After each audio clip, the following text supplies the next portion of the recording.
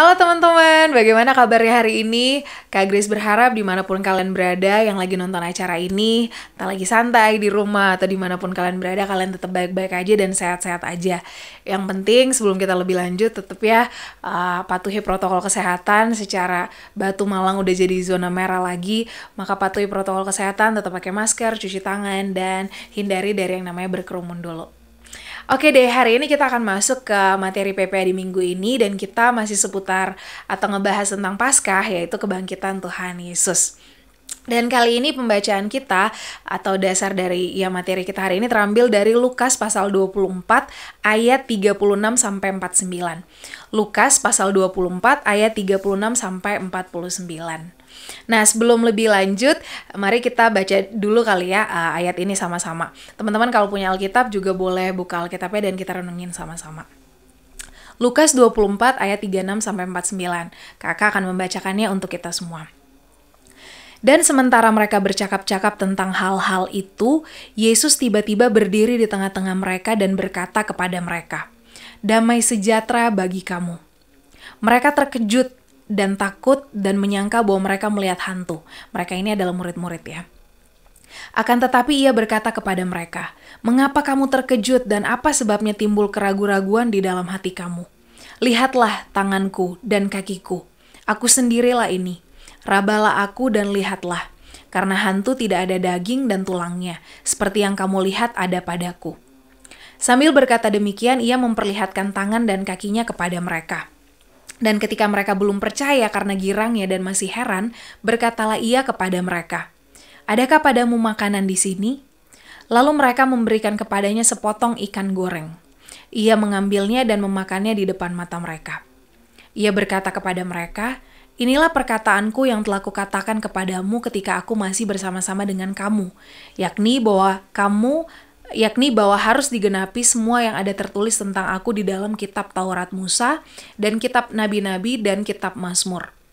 Lalu ia, Yesus, membuka pikiran mereka sehingga mereka mengerti kitab suci. Katanya kepada mereka, "Ada tertulis demikian, Mesias harus menderita dan bangkit dari antara orang mati pada hari yang ketiga. Dan lagi dalam namanya berita tentang pertobatan dan pengampunan dosa harus disampaikan kepada segala bangsa mulai dari Yerusalem. Kamu adalah saksi dari semuanya ini. Dan aku akan mengirim kepadamu apa yang dijanjikan Bapakku. Tetapi kamu harus tinggal di dalam kota ini sampai kamu diperlengkapi dengan kekuasaan dari tempat tinggi."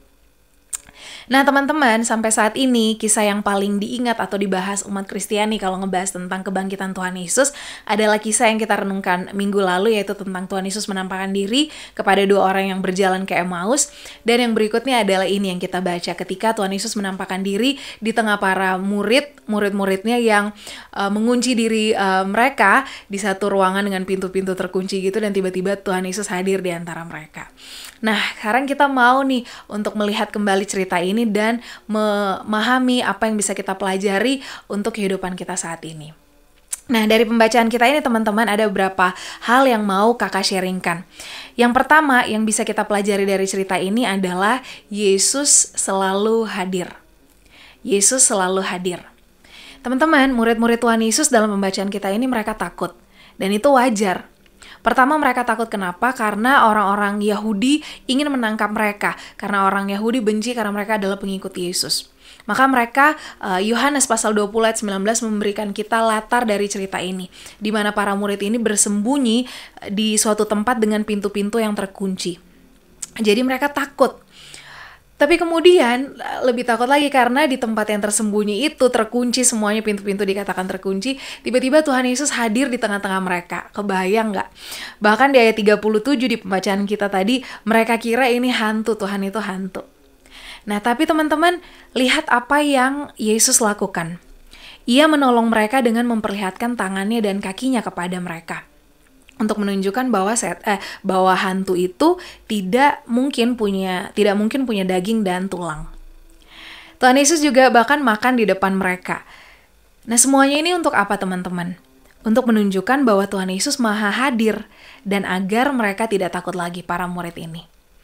Jadi poin pertama yang bisa kita lihat di sini bahwa Tuhan itu bukan hanya maha kasih, maha kuasa, tapi ia juga maha hadir.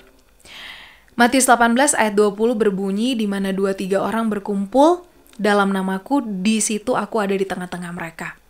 Matius 28 ayat 20, Tuhan Yesus mengatakan, dan ketahuilah, aku menyertai kamu senantiasa sampai kepada akhir zaman. Ada yang ngerasa takut akan banyak hal. Kemarin kakak nanya kepada beberapa anak di kelasnya Kak Grace, ada yang masih takut hantu. Tapi teman-teman mungkin seiring bertambahnya usia, takutnya juga udah mulai bervariasi. Takut akan masa depan, takut akan ketinggalan semua yang terbaru, takut dibilang jadul, takut dibilang kupar, kuno, dan lain sebagainya. Takut gak punya pacar. Yang udah punya pacar takut nanti ditinggalin. Pokoknya takut dan segala macam. Takut di rumah orang tua berantem terus, nanti bisa cerai, atau apapun ketakutan-ketakutan yang teman-teman rasakan. Hari ini dari bagian pertama ini kita bisa melihat bahwa Tuhan itu menyertai kita. Tuhan Maha Hadir dan Tuhan mau bilang jangan takut. Karena ini Tuhan Yesus. Dan Tuhan Yesus juga bilang bahwa Ia Immanuel, artinya Tuhan beserta kita senantiasa. Teman-teman tidak sendiri dan teman-teman tidak perlu merasa takut. Bukan Kak Grace yang bilang, tapi ini kata Tuhan Yesus. Dia Immanuel dan Dia mau menyertai kita sampai kepada akhir zaman. Itu poin yang pertama. Poin yang kedua teman-teman yang bisa kita pelajari hari ini dari kisah ini adalah Tuhan Yesus lemah lembut dan sabar. Sekali lagi Tuhan Yesus lemah lembut dan sabar. Tuhan Yesus tidak bilang tuh, aduh, kalian ini ngapain sih? Kenapa masih pada heran sih? Kan aku udah bilang bahwa aku akan menanggung banyak penderitaan dan ditolak oleh tua-tua, imam-imam kepala dan ahli-ahli Taurat, lalu dibunuh dan bangkit pada hari yang ketiga. Kan aku udah bilang yang waktu lalu, kenapa sih udah biasa aja kali? Tuhan Yesus tidak begitu teman-teman. Tapi Tuhan Yesus lemah, lembut, dan sabar menjelaskan hal ini kepada mereka. Nah perhatikan teman-teman, Yesus tidak makan ikan itu karena dia lapar. Melainkan Tuhan Yesus makan itu untuk murid-muridnya. Teman-teman, adakah area dalam hidup teman-teman saat ini di mana teman-teman butuh untuk Tuhan lebih sabar kepada teman-teman? Atau mungkin teman-teman sedang bingung akan satu hal yang terjadi di rumah mungkin dengan orang tua atau dengan saudara yang lain, atau di sekolah, atau dengan pergaulan teman-teman kalian sendiri, baru kemudian kalian punya pikiran, bahkan dengan diri kalian sendiri punya pikiran-pikiran yang aduh bingung gimana jawabnya, kira-kira ada gak yang bisa jelasin atau bisa sabar sama kalian. Well, hari ini kita belajar bahwa kita punya seorang pribadi yang mau sabar dan lemah lembut kepada kita. Itulah Tuhan Yesus. Matius 11 ayat 29-30 katakan, "Pikulah kuk yang kupasang dan belajarlah padaku," kata Yesus. "Karena aku lemah lembut dan rendah hati dan jiwamu akan mendapat ketenangan." So, kalau hari ini kamu sedang merasa itu, sedang merasa bingung, sedang merasa banyak orang di samping kamu tidak sabar terhadap kamu, ada satu pribadi yang mau bilang kepada teman-teman bahwa dia lemah lembut dan sabar. Itulah Yesus. Maka teman-teman bisa datang kepada Tuhan Yesus dalam doa. Dia sabar dengar keluhan-keluhan kita. Dia sabar dengar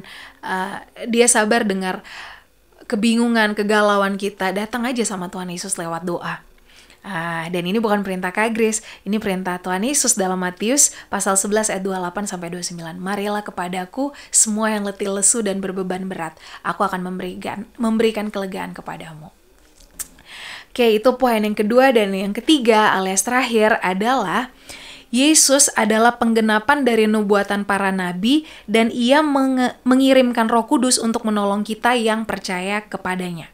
Sekali lagi, Yesus adalah penggenapan dari nubuatan para nabi dan Ia mengirimkan Roh Kudus untuk menolong kita yang percaya kepadanya.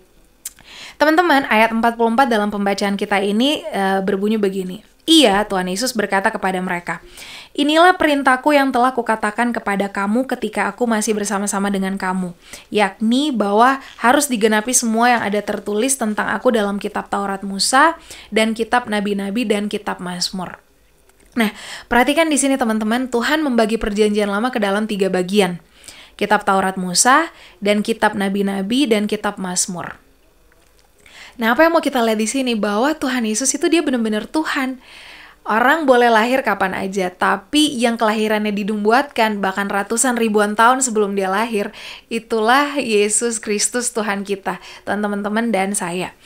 Jadi, pribadi Tuhan Yesus dan apa yang ia lakukan adalah penggenapan dari nubuatan para nabi ribuan tahun sebelumnya. Inilah Allah kita yang luar biasa dalam Tuhan Yesus Kristus. Jadi, kita mau percaya kepadanya. Sejarah tuh bahasa Inggrisnya history ya, history. Tapi juga bisa kita percaya jadi his story, ceritanya, cerita Tuhan. Dan ya, semuanya tercatat di sini tadi di ayat 44. Kitab Taurat Musa, kitab Nabi-Nabi, kitab Mazmur. Akan sampai sekarang buku yang terkenal which is Bible itu bicara tentang Yesus Tuhan kita. Maka kita punya Allah yang dahsyat. Maka kita mau datang kepada Dia ketika kita mengalami pergumulan, apapun yang kita rasakan, kita bisa datang kepadanya lewat doa. Dan ya, ayat 49 di situ dikatakan, dan aku akan mengirimkan kepadamu apa yang dijanjikan Bapakku. Yohanes lagi-lagi memberikan kita maksud kakak adalah lebih jelasnya lagi dari cerita ini. Yang dimaksudkan di sini adalah Roh Kudus. Tuhan mengirimkan Roh Kudus buat setiap orang yang percaya kepada Yesus. Roh Kudus ini menolong kita dan bekerja di dalam kita. Bukan kayak Grace yang bilang, ini semua ada di Alkitab ya. Kisah teman-teman bisa lihat itu, baca itu di Yohanes pasal 14 ayat 16-17, Kisah Rasul 1 ayat 8, dan lain-lain banyak. Search aja Roh Kudus di Alkitab dan kita lihat banyak gitu pekerjaan Roh Kudus, dan Roh Kudus itu ada di dalam Kak Grace, di dalam teman-teman, juga semua kita yang percaya kepada Tuhan Yesus. Nah, itu aja 3 poin yang bisa kita pelajari dari bagian firman Tuhan ini tentang kisah Yesus menampakkan diri kepada semua muridnya, yaitu Yesus selalu hadir, Yesus lemah lembut dan sabar, dan Yesus adalah penggenapan dari nubuatan para nabi, dan Ia mengirimkan Roh Kudus untuk menolong kita. Teman-teman, kiranya bagian firman Tuhan ini menolong kita semua untuk sama-sama berjalan dalam kehidupan bersama Tuhan dan senantiasa taat kepada Tuhan. Kalau teman-teman ada pertanyaan atau ada yang ingin di-sharingkan atau ingin didoakan, teman-teman boleh banget untuk bisa komen di kolom komentar di video ini, atau datang kepada para mentor, kepada Kak Grace, atau mentor teman-teman yang lain, dan teman-teman bisa sharingkan pokok doanya dan kita bisa menolong, berdoa untuk teman-teman. Oke deh, Tuhan Yesus memberkati. Sampai jumpa lagi di video-video berikutnya. Dah.